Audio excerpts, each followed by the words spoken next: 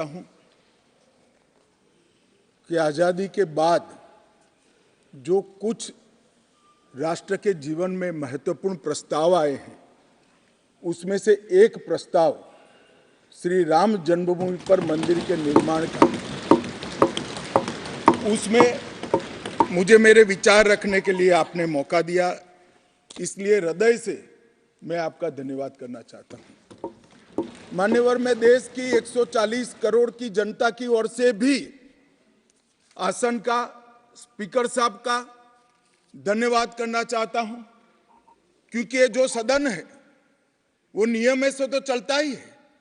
हर चर्चा नियमों से बंधी हुई होती है, संविधान से बंधी हुई होती है, परंतु एक मायनों में ये सदन जन चेतना का, जनता की आकांक्षाओं का और जनता की इच्छाओं की प्रवक्ता बनने का भी सदन का दायित्व है। और आज ये हो रहा है। 140 करोड़ के देश में और दुनिया भर में बैठे हुए राम भक्त जो 22 जनवरी के बाद एक अद्भुत आध्यात्मिक चेतना का अनुभव कर रहे हैं, इसको वाचा देने के लिए आपने समय दिया, इसलिए देश आपका हमेशा के लिए आभारी रहेगा। मान्यवर, मैंने आज किसी का जवाब नहीं देना है। आज मैं मेरे मन की बात और देश की जनता की आवाज को इस सदन के सामने रखना चाहता हूं, जो सालों से कोर्ट के कागजों में दबी हुई थी। नरेंद्र मोदी जी के प्रधानमंत्री बनने के बाद उसको आवाज भी मिली, अभिव्यक्ति भी मिली।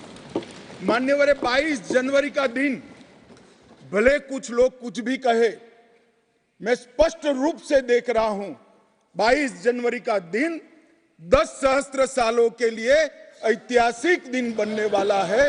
ये सबको समझकर चलना चाहिए।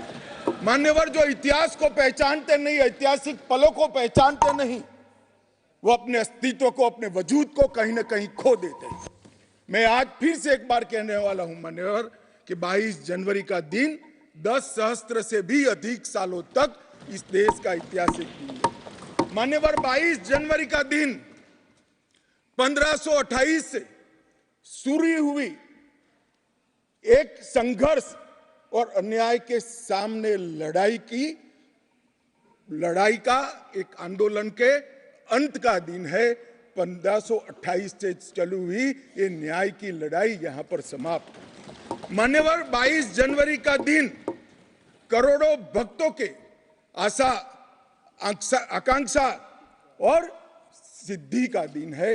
उनकी आज आशा, आकांक्षाएं सिद्ध हुई है। मान्यवर, 22 जनवरी का दिन भारत की, समग्र भारत की, मैं चाहूंगा कि समग्र भारत पर पूरा सदन गौर करे।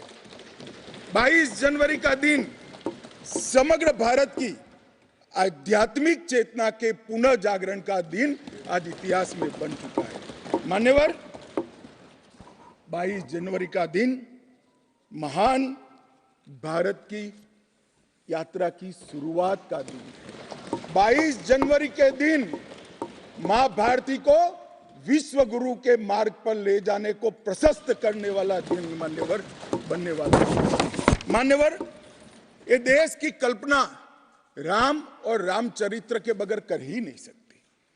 जो इस देश को पहचानना चाहते हैं, जानना चाहते हैं, जीना चाहते हैं, राम और रामचरित मानस के बगैर वो जी ही नहीं सकते।